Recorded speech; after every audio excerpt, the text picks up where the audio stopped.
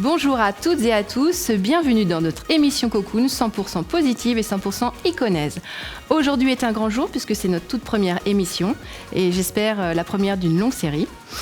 Pour ceux qui ne me connaissent pas, je suis Isabelle et je suis la créatrice en fait du magazine local et familial, le magazine Cocoon. Avant toute chose, je tenais en fait à remercier la télé de Lyon pour son invitation à créer cette émission qui nous ressemble et tout particulièrement merci à Miguel. Merci également de nous encourager dans cette magnifique aventure et merci à tous pour votre accueil formidable. Sans plus tarder, accueillons désormais notre chroniqueuse, la dynamique et mystérieuse Sandrine.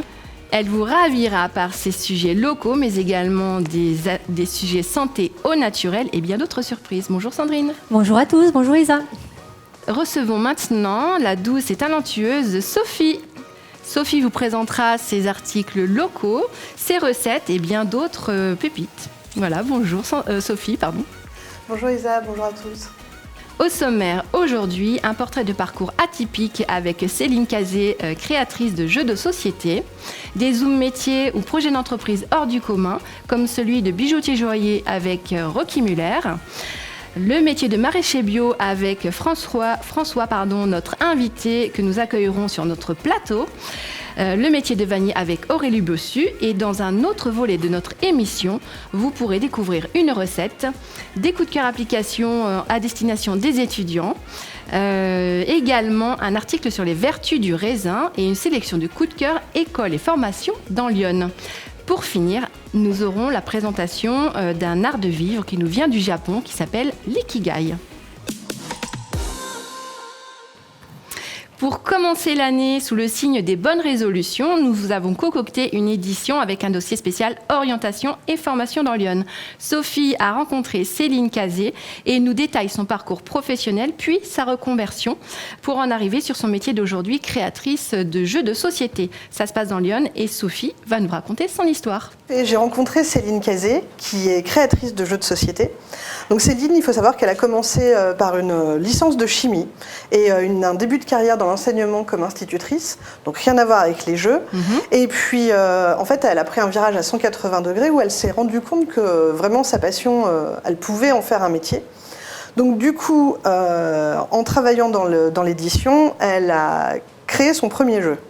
D'accord. Quand je dis créer son premier jeu, c'est qu'elle est partie d'un concept, à savoir que elle, c'était une de ses phobies. Et sa phobie, c'était de conduire une voiture. Ok. Elle est partie de ce concept avec un système de jeu de cartes. Et puis, elle a réussi à trouver un éditeur.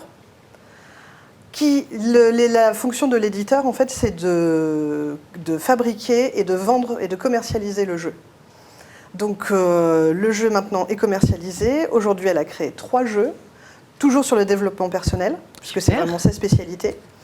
Et il faut savoir que créer un jeu, c'est bien, mais pouvoir en vivre, c'est pas forcément évident.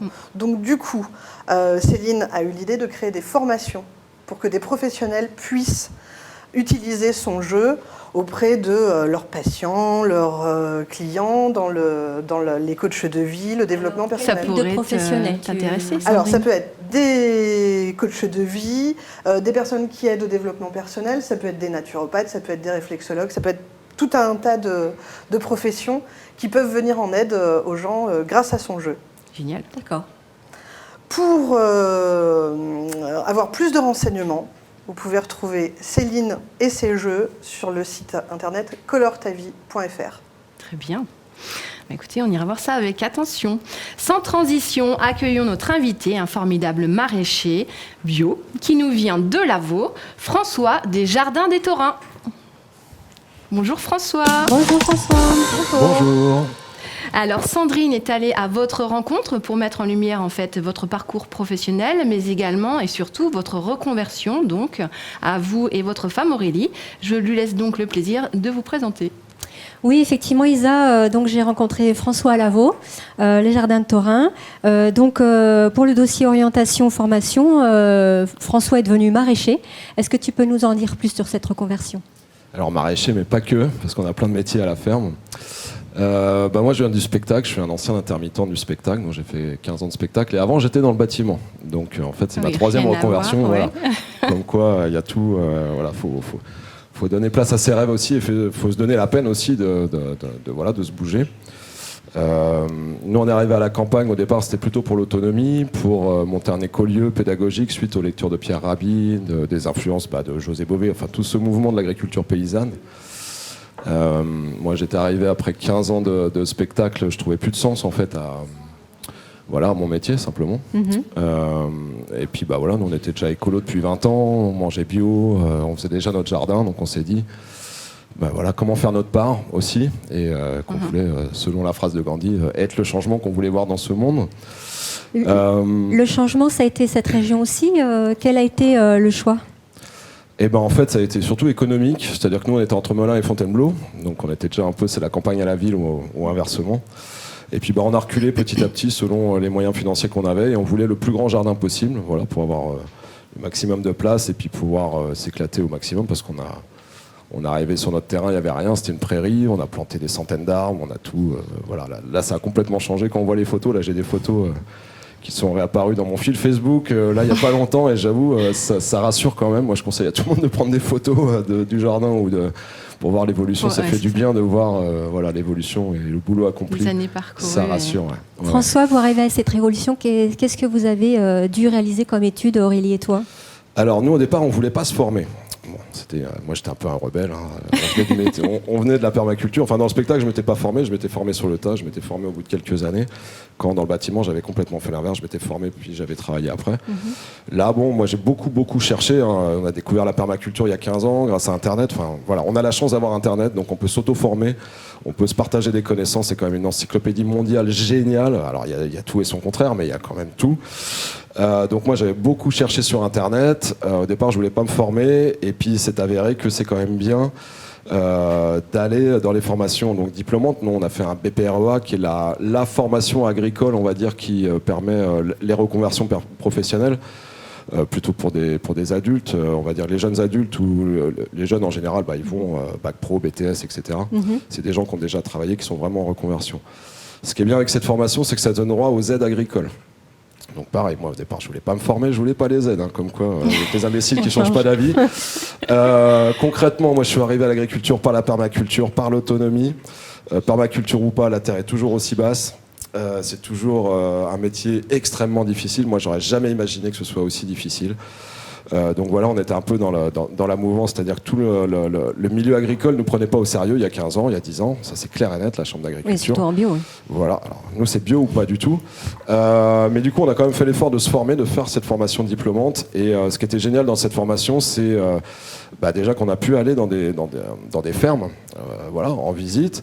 On a pu avoir des profs assez extraordinaires quand même. Et puis les stagiaires, la rencontre avec les autres stagiaires, c'est-à-dire le soir ou pendant les pauses, on échange sur nos projets, on se rend compte qu'en fait, il va falloir réfléchir. Enfin, c'était plus les rencontres humaines qui étaient importantes dans ces formations. Donc moi, ce que je dis, on a beaucoup de porteurs de projets, nous, qui passent par la ferme, on a beaucoup de stagiaires. Alors, on va dire que dans les 7-8 ans, il y a à peu près, 800 personnes qui sont passées en stage, en roofing, on fait aussi de la formation, oui, on fait des animations. Des stagiaires, tu fais des animations en week-end aussi pour et puis tous. On accueille on fait des formations. Aurélie est formatrice donc en centre de formation professionnelle agricole à Auxerre. Donc on accueille aussi des groupes de futurs agriculteurs. Moi, ce que je leur dis tout le temps, c'est que, surtout pour les porteurs de projets, c'est qu'il faut aller à la chambre d'agriculture, il faut aller voir Bio Bourgogne. Il faut se faire entourer, il faut se faire accompagner, il ne faut pas hésiter à se remettre en question. Moi, ça m'a fait mal. Mais toi, tu t'es beaucoup remis en question parce que Isabelle, quand on va sur le site de François, le Jardin de Thorin, il n'y a pas que la vente. Donc, tu vas expliquer ton parcours, mais il y a les portes ouvertes, les spectacles, les conférences, les plants, les semences, et aujourd'hui, donc, une déclinaison vers des produits finis. Pourquoi tu en es arrivé là ?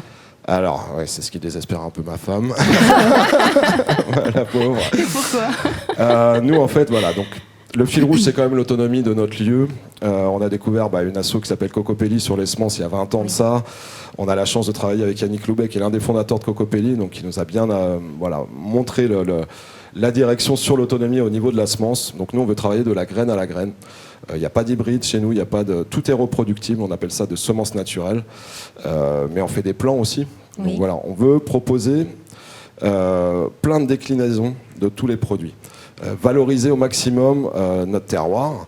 Alors la raison première, c'est le problème d'accès au foncier. C'est-à-dire que nous, on a 1,3 hectare, donc ça fait 13 000 mètres carrés. Alors pour quelqu'un qui a 20 mètres carrés de terrain, ça peut paraître énorme. Pour un agriculteur, c'est très peu. C'est-à-dire que, alors pour du maraîchage pur, dans Lyon ou en Bourgogne, il faudrait 1,5 hectare par personne pour sortir un salaire. Voilà. 80% des paysans en France gagnent 800 euros. Hein. Donc voilà, être paysan en France, c'est pour moi de l'esclavage, c'est très difficile. J'aurais jamais imaginé que ce soit aussi difficile. C'est l'un des secteurs d'activité où il y a le plus de suicides. Donc voilà, c'est pour ça qu'il faut vraiment valoriser le local, les producteurs locaux, les soutenir, etc. Oui, c'est ce qu'on disait un peu dans le Cocoon. Vous pourrez relire l'article sur François. C'est que les atouts, c'est vraiment la patience, la passion, la solidarité.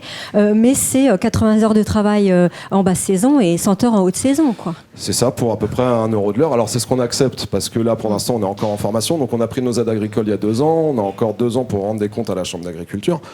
Mais là, Aurélie, elle a commencé à faire le bilan. C'est quand même pas mal. On est quand même fiers de ce qu'on fait. La culture majoritaire quand même vers chez nous, c'est quand même les grandes cultures, donc les céréales ou l'élevage bovin pour la viande majoritairement.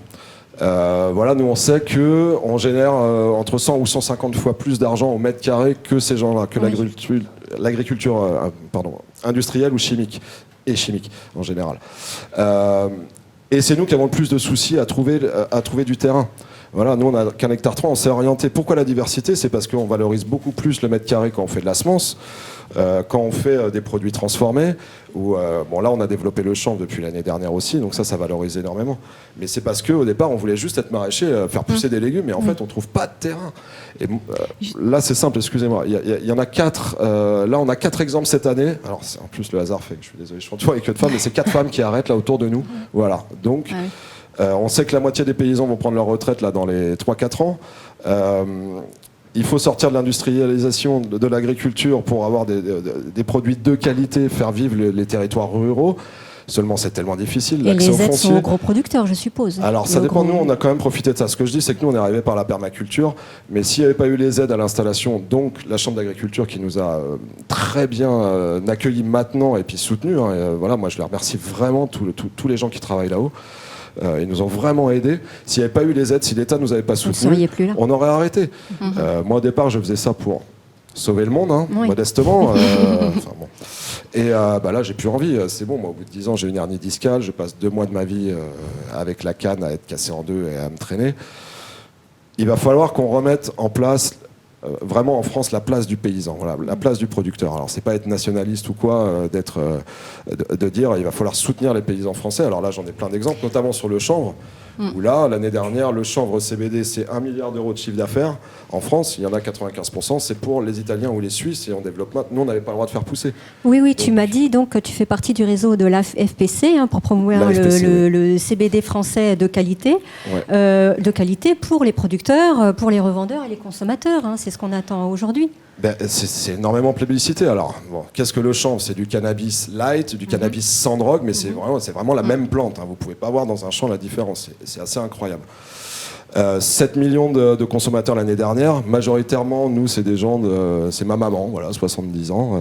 C'est des personnes plutôt âgées qui en ont besoin pour l'anxiété, pour dormir, pour les douleurs. Voilà, on sait. Alors, j'ai pas le droit de faire des allégations thérapeutiques, mais ça aide. Bon, c'est clair qu'on va pas soigner un cancer ou des maux très durs en prenant de la tisane de chanvre, mais ça aide. Nous, en tant que thérapeute, en tant que naturopathe, on accompagne les douleurs, des scléroses en plaques, des personnes comme ça. C'est un myorelaxant qui est quand même intéressant aujourd'hui, qui est reconnu dans ce sens-là. Alors ça, on ne peut pas dire, moi, c'est du bien-être. On fait le CBD, c'est du bien-être. Relax. À côté de ça, il y a le cannabis thérapeutique, donc il y a l'expérimentation qui est en cours depuis 2 ans ou 3 ans. Là, ils l'ont reconduit. Il faut savoir que les patients... Alors moi, typiquement, ma hernie discale, j'ai le droit... alors, je ne sais pas si c'est des marques ou quoi, mais c'est soit du tramadol, c'est tramadol et cortisone. Je supporte ni l'un ni l'autre. Maintenant, j'en ai parlé avec mon médecin traitant. Là, on est en train de voir si je peux rentrer dans l'expérimentation cannabis pour soutenir pour soulager mes douleurs. Et là, ils cherchaient, sur 3000 patients, ils en avaient que 1000. Donc moi, j'encourage les gens à en parler à leur médecin. Ça y est, ils commencent à être ouverts parce que maintenant, depuis le 30 décembre, voilà, le CBD, on a le droit de le vendre. C'est du cannabis avec moins de 0,3% de THC. Moi, ça marche comme le paracétamol sur mes douleurs de dos. Voilà. Quand l'autre cannabis marche comme le tramadol. Donc, faut pas oublier. Alors, je sais pas si c'est un peu trop subversif. On en fera un article sur le prochain Cocoon. C'est un médicament. Faut pas oublier qu'en France, là, il y a du pavot qui est poussé par des paysans. Ils sont pas sous grillage barbelé, etc. C'est pas surveillé. Ça va dans l'industrie pharmaceutique. Le chanvre, le cannabis, il va falloir le voir pareil. Et du coup, voilà, moi, j'encourage les gens à en parler aux médecins. Surtout, même pour le CBD. De toute façon, il faut toujours avoir un dialogue avec son médecin. Ça avance, faut qu'ils nous écoutent aussi, les médecins, ça se démocratise, hein, voilà, ça arrive. Et de toute façon, c'est légal, ils peuvent rien faire, ce n'est pas une drogue, c'est pas un stupéfiant, etc. Mais du coup, pour revenir moi sur ma ferme, ce qui nous intéresse, nous, c'est voilà, d'aller de la graine à la graine. Donc c'est pour ça que on fait de la graine, mais au printemps, je vous propose les plants. Si c'est des choses qui se mangent, je vous les propose aussi en légumes, je vous les propose voilà, on a de la gelée de piment, forte ou douce. Alors ouais... On a une sacrée collection de piments. On est on a 3 variétés qui sont parmi les 10 piments les plus forts du monde. Ça, ouais, c'est vraiment. C'est pour ça qu'on l'a appelé extrême. Il faudrait même qu'on. Non, extra forte, celle-là, mais c'est du piment extrême. Hein. Oui. Donc, voilà, n'hésitez pas à aller voir sur le site lejardindestaurin.fr, à appeler François, à aller les voir sur leur site de Lavaux. Pour plus d'informations, donc, vous avez dans le dernier Cocoon toute la reconversion dans le dossier formation et orientation qui va concerner des personnes qui voudraient se reconvertir dans ce domaine. Je le souhaite en bio, bien sûr. Merci François. Merci à vous. Merci François. Accueillons maintenant Chloé, notre jeune et dynamique chroniqueuse. Chloé va donc nous parler aujourd'hui des applications coup de cœur à destination des étudiants. Bonjour Isabelle, bonjour à Chloé. tous. Bonjour. Alors aujourd'hui, je vais vous présenter 3 applications coup de cœur réservées pour les étudiants pour cette édition orientation-formation. Donc découvrons ensemble Student Beans, qui est une application qui met en avant des réductions et des offres pour les étudiants et réservée pour les étudiants pour permettre à cette population au faible pouvoir d'achat de pouvoir profiter de marques. Donc on peut profiter d'un large choix de réductions comme moins 10% chez ASOS, moins 10% chez Apple ou encore moins 20% chez JD Sport. C'est disponible sur Internet ou en magasin. Donc cap maintenant sur Side, cette application elle est disponible à tous dès 18 ans pour ceux qui recherchent un job étudiant ou du travail temporaire. C'est facile d'utilisation, rapide et intuitif. Ils mettent en place un service à ton écoute 7 jours sur 7 pour répondre à la moindre des demandes. Et aussi, on peut retrouver les fiches de paye en ligne ou avoir des bonus chaque mois en accumulant les missions. Très bien. Donc enfin, voici une application qui ravira les plus jeunes. Elle s'appelle KnowUnity. Elle fonctionne comme un réseau social avec une particularité. Elle aide à réviser, mais ensemble. Donc en fait, le principe, c'est des fiches qui sont partagées par la communauté, donc qui sont créées par et pour les étudiants. Elles sont vérifiées par les équipes KnowUnity pour qu'il n'y ait pas d'erreur. Et en fait, cette application est basée sur l'entraide entre les jeunes. C'est disponible de la 6e à la terminale. On peut partager nos propres fiches et on peut recevoir des réponses à des questions par la communauté. Pour ma part, j'aurais adoré avoir ça quand j'ai révisé pour le bac. C'est clair, ça a l'air tellement intéressant. Donc maintenant, nous pouvons enchaîner avec Isabelle qui va nous parler d'Aurélie Bossu. Alors oui, effectivement, je voulais vous parler d'Aurélie Bossu parce que je l'ai découverte en fait au gré d'une lecture, tout à fait par hasard, et elle confectionne en fait de la vannerie, des sacs, avec également en y incorporant du caoutchouc qui n'est autre qu'en fait la moitié d'un pneu de karting. Donc j'ai trouvé l'idée vraiment originale, ingénieuse, et en plus c'est magnifique. Et ça nous permet de parler orientation-formation, de parler d'un métier un petit peu hors du commun, le métier de vannier. Métier auquel elle s'est formée lors d'une reconversion parce qu'à l'origine, elle n'était pas du tout dans cette activité-là. Elle a fait des études de design de mode où elle a donc exercé le métier de styliste pendant 20 ans.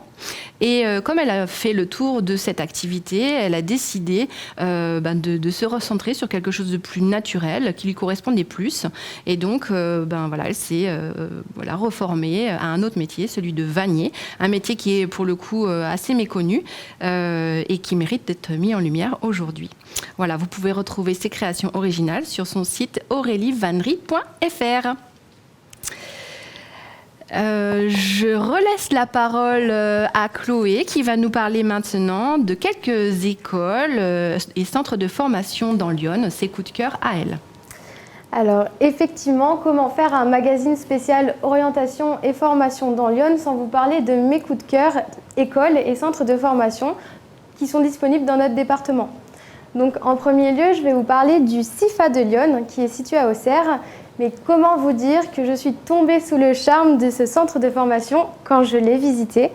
Du CAP au BTS, on peut retrouver de la coiffure, de l'esthétique, du commerce et de la gestion d'entreprise, de la mécanique, de l'hôtellerie-restauration ou encore des métiers de bouche.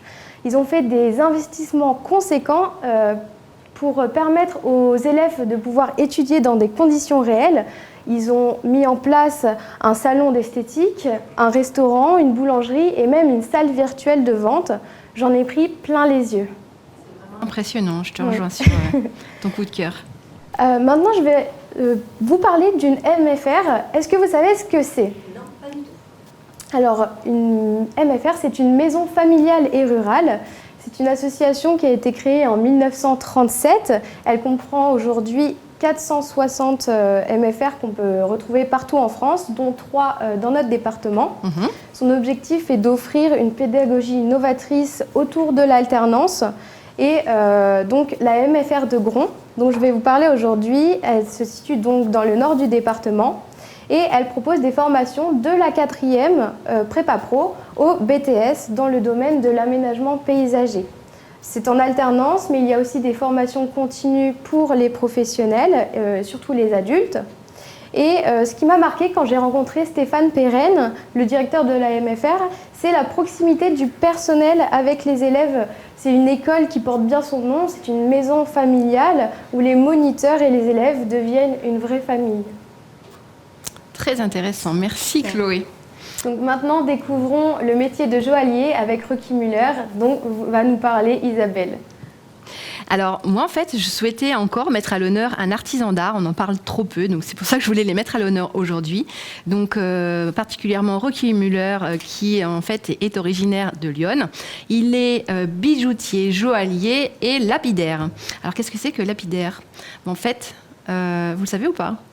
Ouais. Oui. T'as une petite idée ?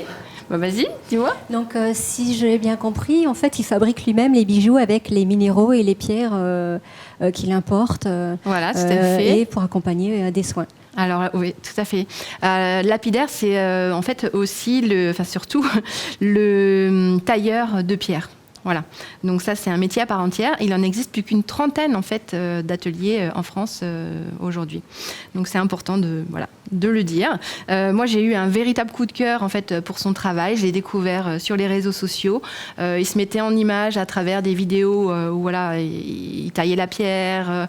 Il travaille. De magnifiques bijoux. Oui. Il crée de magnifiques bijoux, voilà, il travaille le métal et donc je trouve que c'est hyper passionnant de regarder comment c'est fait, comment on part d'une matière brute pour arriver à un produit sur mesure, parce qu'en fait ça c'est vraiment son travail de transmettre en fait par le biais d'un bijou la personnalité de quelqu'un et aussi quelqu'un pour qui c'est destiné à être offert, pardon. Il a une dextérité déconcertante. Donc ça, ce métier de lapidaire requiert de la rigueur. Puisqu'on est sur un dossier orientation-formation, on va parler du métier lui-même. Le métier de lapidaire donc, requiert de la rigueur ainsi que de la patience. C'est un métier à la fois fascinant, exigeant et prestigieux. C'est un métier d'art et d'artisanat où la capacité à innover est indispensable. Donc, je vous conseille de jeter un œil sur ses créations. Donc, Rocky Muller, donc sur les réseaux sociaux, vous allez le retrouver facilement. Passons désormais à la deuxième partie de notre émission, car il est temps de nous régaler les papilles avec un biscuit de ma grand-mère, Nicole, le Palais des Dames, qui a été revisité par Sophie. Oui, parce qu'on le sait, les recettes de nos mamies, elles sont sacrées. Mais Mamie Nicole n'est pas ma mamie. Donc je me suis permise de revisiter un petit peu. Je te pardonne. Et oui, je ne peux pas m'en empêcher. Donc la base reste la même, mais en fait, voilà, j'ai mis ma petite touche. Donc vous pourrez en plus après déguster les biscuits puisqu'ils sont là. Alors, vous avez retrouvé dans le magazine la recette qui est ici. Vous pourrez retrouver sur les réseaux sociaux les petites transformations que j'ai fait, les petits changements. Pour aller vraiment très rapidement, la recette initiale parle de raisins secs. Moi, je les ai changés par des abricots. En fait, j'ai fait une version abricot-coco et une version amande. Voilà, c'est pour apporter un petit peu... Les raisins secs ont un petit... C'est très bon, les raisins, mais moi, j'ai trouvé que, voilà, avec les abricots, ça allait être un petit peu mieux. Et surtout, autre chose, c'est que j'ai changé le sucre qui était dans la recette par de la cassonade. Et j'en ai mis beaucoup moins. Petit conseil à tout le monde, si vous avez des recettes que vous trouvez sur Internet, dans les livres de cuisine, on peut déjà enlever 1/3 du sucre. Ça pose aucun problème pour le goût. Et puis là, vous pourrez dire après si les biscuits sont aussi bons que ceux de ta grand-mère. Isabelle, j'espère quand même. Il n'y a pas l'amour de mamie. Hein. Il n'y a pas l'amour de mamie. Je ne suis pas l'amour de mamie, Sophie. il n'y en a pas encore. Donc voilà, vous pouvez tout retrouver sur les réseaux sociaux et dans le magazine Cocoon, page 4. Très bien, merci Sophie.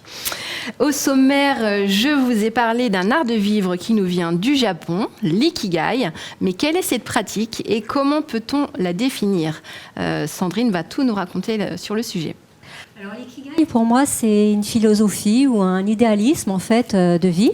On a deux variantes, mais le cœur de l'ikigai, aujourd'hui, en Europe, ça représente le sens de notre vie, ça nous rend heureux et c'est pourquoi nous sommes faits. L'idée, c'est vraiment nos passions, nos missions, nos métiers et comment vivre de nos passions financièrement aussi. L'ikigai, c'est ce que j'aime, pourquoi je suis douée, je suis payée, ce dont le monde a besoin. En Occident, on utilise la rosace avec les cartes cercles pour présenter ce système. Vous l'aurez bien expliqué dans l'article de Coralie Trouver sa voie avec l'ikigai, où c'est au centre de cette rosace que vous pouvez déterminer votre métier, en tout cas celui qui va vous faire plaisir et avec lequel vous allez pouvoir gagner votre vie. Nous avons une variante qui vient du Japon, puisque l'ikigai vient du Japon, hein, c'est vraiment un état de vivre japonais, où le mot japonais n'était pas vraiment, c'était vraiment différent. C'était une notion toujours de raison d'être, de joie de vivre, mais il y avait une chose qui était incluse, qui est que l'individu doit être digne et doit avoir la valeur aux yeux de la société. Ce qui est complètement différent pour nous avec l'ikigai européen. L'ikigai européen, c'est vraiment ma vocation dans ce monde, pourquoi je suis fait. On est plutôt dans une notion de plaisir différente du monde industriel japonais, où le travail tient une plus grande place là-bas, et la rentabilité. Donc pour le Japon, il y avait une notion de rentabilité qui était incluse à l'ikigai. Pour savoir si l'ikigai, c'est quelque chose qui peut vous intéresser, vous pouvez retrouver des tests gratuits sur Internet. Il y a celui de ikigaitest.com. Vous pouvez aussi trouver quelques livres sur l'ikigai pour savoir si ça vous fait vibrer. Par exemple, Marie-Lise Trécourt a écrit un livre avec 50 exercices pour développer l'ikigai. Comment savoir si vous avez besoin de développer cette technique ? Si vous n'êtes pas heureux, si vous aspirez à mieux vous connaître, si vous trouvez que votre travail est une routine, si vous êtes dans l'absentéisme par exemple, si vous avez plein d'idées, plein de projets mais vous ne savez pas comment les mettre en place, voilà, si vous cherchez à trouver votre voie, n'hésitez pas à faire cette espèce de bilan de compétences finalement, oui. Mais plutôt dans le bonheur, qui est l'ikigai pour vous trouver et savoir trouver votre voie. Voilà. Très bien, merci Sandrine. Sans transition, nous allons passer de nouveau vers Chloé qui va nous présenter la suite de ses coups de cœur formation dans Lyon. Oui, donc pour continuer sur mes coups de cœur écoles et centres de formation de notre département, je vais vous parler de Créasub Digital. C'est une école qui suit l'évolution de notre société. Elle a été ouverte en 2021 et elle propose un parcours de formation sur 5 ans qui forment à 2 métiers en particulier, donc concepteur d'interaction et infographiste 3D temps réel. Donc ces 2 métiers se retrouvent dans le jeu vidéo, le design industriel, la simulation, l'architecture ou encore la digitalisation. Donc en somme, c'est des métiers qui ont un bel avenir aujourd'hui. Donc le plus de cette école, c'est que comme elle est toute récente, il y a 1000 mètres carrés de locaux qui sont totalement neufs et une volonté du fondateur Yann Tambellini de redynamiser et de faire connaître la ville de Tonnerre avec des élèves venus des 4 coins de la France.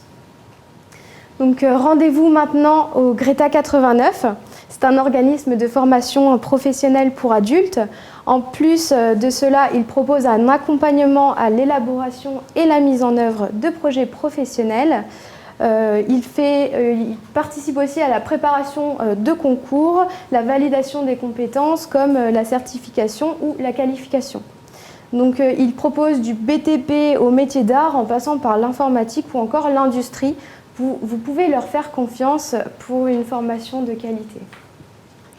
Enfin, ce n'est ni une école ni un centre de formation.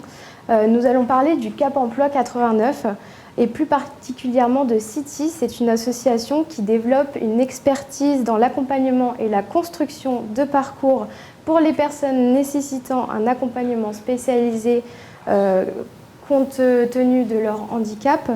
Depuis février 2022, City a remporté un nouveau dispositif qui est la prestation d'accompagnement vers l'apprentissage, qui favorise donc l'accès à l'apprentissage et au contrat de professionnalisation en accompagnant la personne dans l'élaboration de son projet.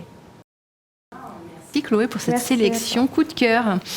Nous allons parler maintenant avec Sandrine des vertus du raisin et de sa cure détox. Il paraît que le raisin est riche de 1001 vertus et qu'on peut en faire une cure dont les effets sont miraculeux au niveau détox, cholestérol et même amaigrissant. Oui, tout à fait. C'est vrai que le raisin, c'est sucré. Mais si on fait une cure détox dans une monodiète, c'est-à-dire qu'on n'utilise que cet aliment-là pendant plusieurs jours, effectivement, on peut perdre du poids. L'idée, c'est plutôt de faire quand même 15-21 jours de cure 2 à 3 fois par an de raisin, bien sûr à la période de l'automne. Oui, bien sûr. Vous le conseillez plutôt en bio, j'imagine? Alors oui, effectivement, là c'est très important. Si on veut retrouver le resveratrol et les vitamines qui sont dans le raisin, tout est expliqué dans le dernier cocoon, vous pourrez uniquement les avoir dans un raisin bio de très belle qualité. Il faut savoir que là où vous avez plus de resveratrol et de vitamines, c'est dans le raisin rouge. Le raisin blanc en contient un peu moins, mais c'est vrai que si vous faites une cure de 15-21 jours, c'est quand même pas mal d'alterner, pourquoi pas, du jus de raisin le matin, raisin rouge, de manger 1 à 2 kilos de raisin rouge le matin ou le midi, et puis le soir de manger du raisin blanc, pourquoi pas, pour varier les plaisirs. D'accord. Mais il n'y a pas de désordres intestinaux avec une telle quantité de raisin tous les jours? Alors, on est dans une idée d'élimination. Oui.